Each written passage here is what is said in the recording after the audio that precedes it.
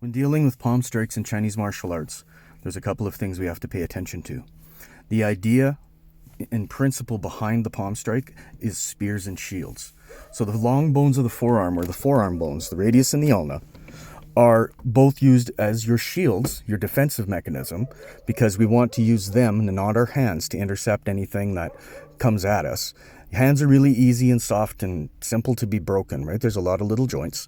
So hitting our forearms and toughening our forearms is a lot easier to do.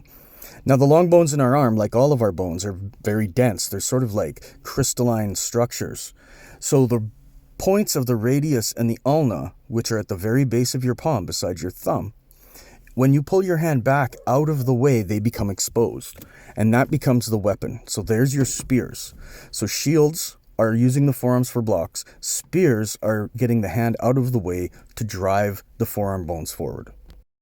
Okay, so the sequence of events: dropping, turning, pointing, stabbing. Dropping is the dropping of the body weight. As soon as you make gravity win and you let your body weight drop, whatever your weight is, 100 pounds, 200 pounds, it's now in motion. And that's enough weight to really hurt somebody.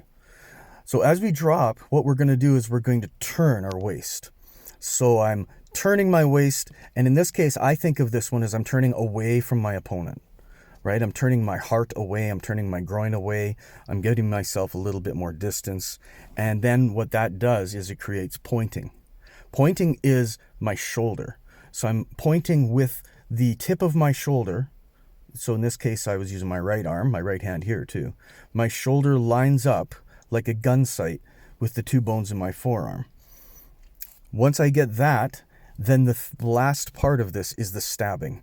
And so I'm dropping, turning, pointing, and as I turn, of course, my arm is going to gain length, right? I don't have to move forward at all, because just by turning from forward to sideways, you gain about half the distance of your chest, okay?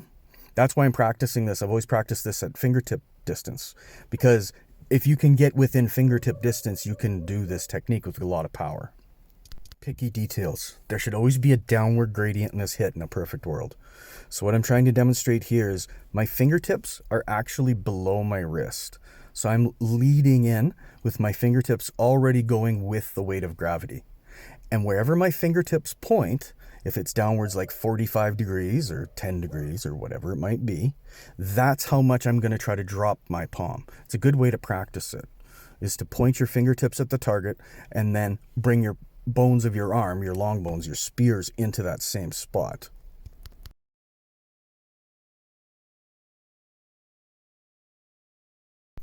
This is variance. So this is what would be referred to basically as a tiger palm, just because of the sideways arm thing going on there in the Shaolin system I practice. If you're doing it straight up and down where the elbow is rotating inwards, it's usually called a bear palm. And that's the major difference. You can either drop and turn and point with the elbow winged out, or you can drop and turn and point with the elbow winged in. And they've got good and bad reasons to both of them. But the most important kind of little trick here is that you have a downward gradient from the tips of your fingers to the spear of your hand.